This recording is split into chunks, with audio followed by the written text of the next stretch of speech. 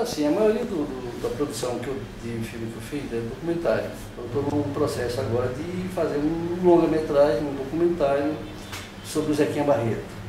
Né? Quer dizer, já se documentou muito essa fase da guerrilha, mas a maioria, ou quase todos os filmes, eles falam das grandes lideranças, Lamarca, Marighella, são pessoas que merecem todas essas homenagens, mas eu acho que por trás dessas pessoas, por trás da guerrilha, tem uma base. Tem gente que não tinha a mesma formação, as mesmas condições que tinham a maioria das pessoas que foram para o exílio, tem um grupo de ficar no exílio. E a proposta do Zequinha foi essa, criar uma base guerrilheira, numa região insólita, no sertão da Bahia, para proteger aquelas pessoas que não tinham condição, nem financeira, e nem intelectual, nem de formação, para ir para o exterior. Né? E de repente, nesse meio de processo, ele recebe um cara como Lamarca lá. Então eu quero saber como ficou a comunidade, como é que a comunidade recebeu, como é que ela viveu, e o que ficou disso tudo. Entendi. Então, é um documentário pensando nessas histórias. Você está resgatando isso? Estou resgatando isso. Tem outro trabalho que é um filme também feito sobre esse processo de revolução na Venezuela. Eu fui até lá, filmei algumas coisas, então é uma coisa que me parece que é um processo. A gente conhece muito esse processo revolucionário como a guerra de combate, da guerrilha, do confronto, da tomada do poder, pela via da força. E lá é uma revolução que é pela via democrática, pelo voto. A gente já viu como aconteceu isso antes com Allende, no Chile.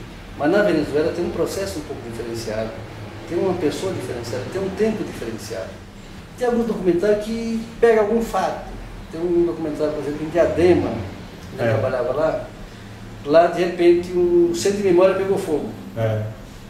Tem uma cidade como Diadema, com a história que ela tem, de repente um centro de memória, documentos pegarem fogo. O que acontece é o seguinte, hoje o movimento Cineclube está muito dinâmico, está crescendo muito em função da presença do Estado. E o Cineclube é uma modalidade que cresceu muito. Né? E em algumas administrações, e hoje o Cineclube virou uma certa coqueluche, virou um certo... uma certa moda, né? Criar Cineclube. Você tem escola de inglês, por exemplo, que oferece cineclube, tem faculdade que oferece, como atrativo para você fazer aquela faculdade, também um cineclube. Né? Então tem uma coisa aí que é, o nome cineclube agrega valor ao ensino, ao trabalho da administração pública. Em São Bernardo, é uma prefeitura que tem alguns equipamentos próprios, que trabalha com cinema. E ficamos sabendo que lá foi criado 12 cineclubes de uma vez só. Isso é um fato inédito, que até então o Estado nunca tinha essa participação, que é a Secretaria de Educação do Rio de Janeiro.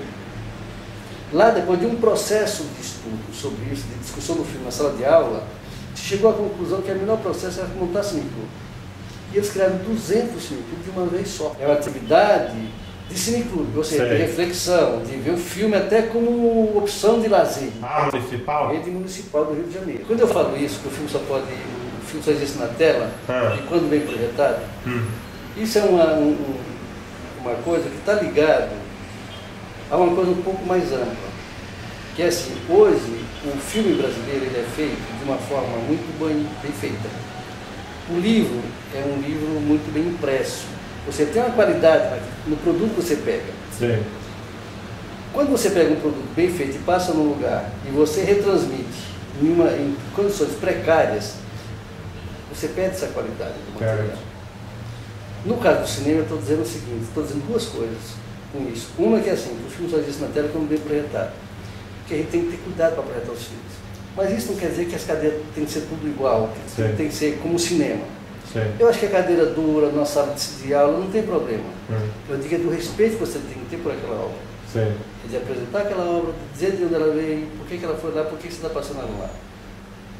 E depois, no cineclube, eles dizem, não, é um objeto de consumo, você não pagou para ver e consumiu e vai embora.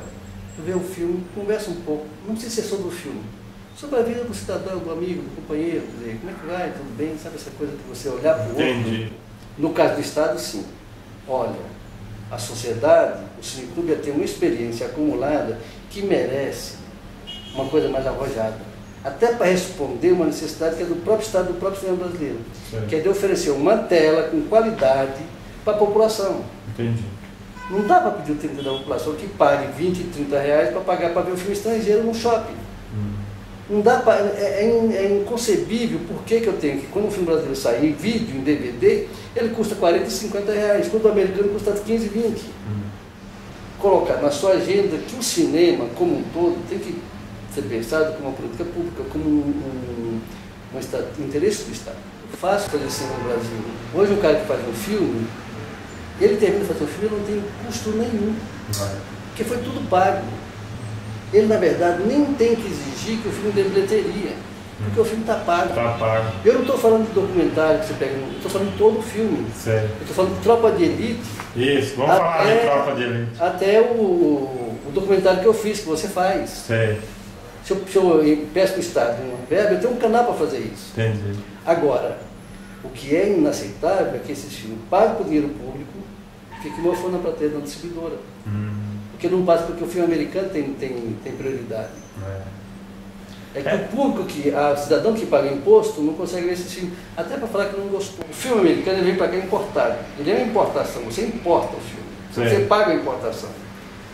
Só que o que você paga para o filme o que o filme paga para ser exibido no Brasil é muito pouco. Para nós entrar lá é muito mais difícil? Para lá, ele não entra lá. Não entra.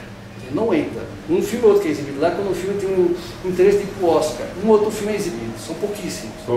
É coisa rara aqui passar um filme brasileiro nos Estados Unidos. Certo.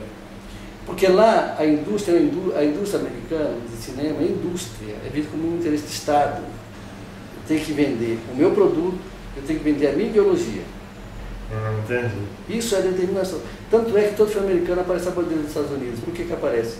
Porque é lei. Quando você faz uma linguagem, por exemplo, do Tropa de Elite, se esse filme for para fora, ele não fica com a ideia de que o Brasil é um país totalmente corrupto, que todo mundo aqui é corrupto? Como que é essa linguagem do cinema? Bom, primeira coisa, eu acho que é um filme necessário. Necessário? Necessário. Legal. Eu acho que o Tropa de Elite é um filme necessário. E eu sou uma das pessoas que defendo o Tropa de Elite como necessidade da produção brasileira. Sei. Né? O Tropa de Elite incomodou tanto internamente que incomodou lá fora. É? A primeira Tropa de Elite não concorreu ao Oscar porque era um filme muito violento. Sim. Era essa a argumentação que ficou pública. Agora, Tropa de Elite lá fora concorre com igualdade com o filme americano. Então, ele tira público do filme americano. Entendi. Ele é um concorrente. Então, o que o americano faz? Ele desqualifica o filme.